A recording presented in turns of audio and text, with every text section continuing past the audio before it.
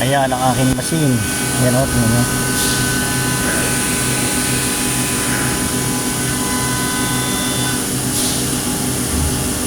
Watch it, watch it. Alright.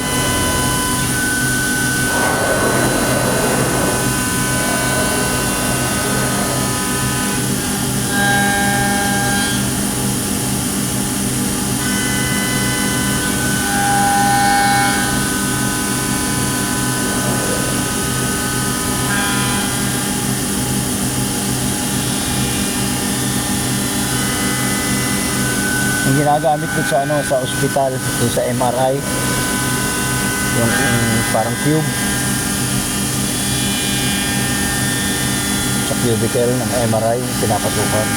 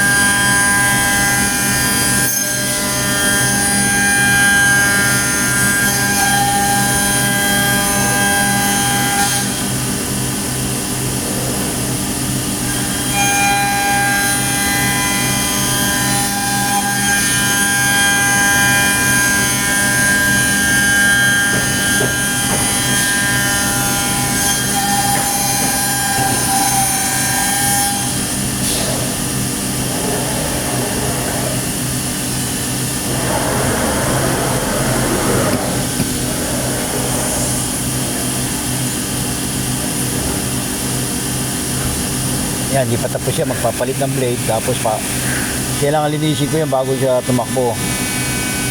Ipo-post ko muna kasi kailangan linisin yan eh.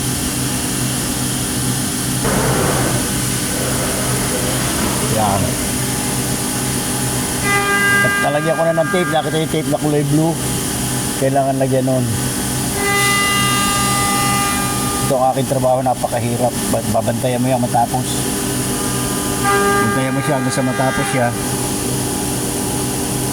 Pag natapos yan, babalutin mo, tapos papalitan mo ng panibago. Paulit-ulit ba, ganun.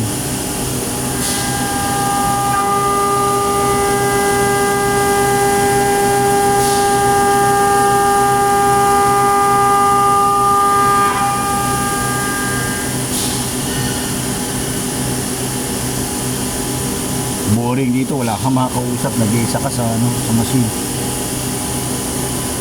Yung katabi ko, ayan o, sira, walang tao. Dito naman sa kabila, wala, naggagala.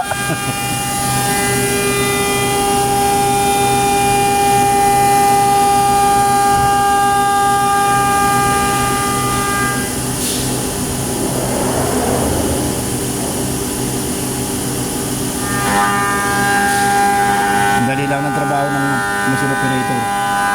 Kaya pagka nagkaroon ng problema, ito yung pagre-reprogram. Ito, re-reprogram yan pag kaya nilang gisato. Kung nagkaroon ng error.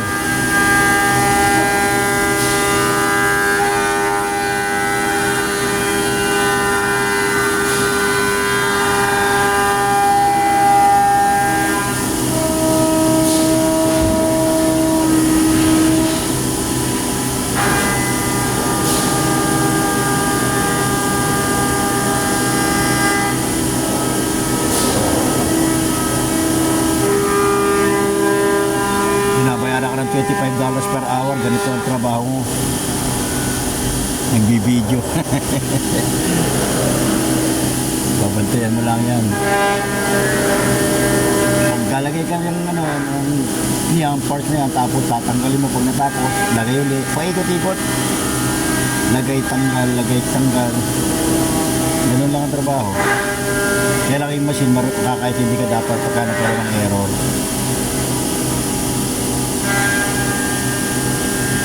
Tsaka tignan mo kayo pati ano, yung accurate. Yun ang binabantayan nyo kung magkakaroon ng error sa pagkakat. Yan, tapos na. Yan, bago papasok na yan, tapos na yan.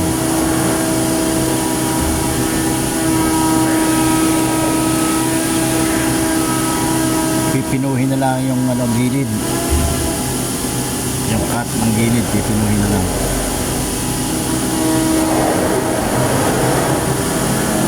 Pinakakanto. Yan. Pipinuhin. Finishing touch kung tawagin.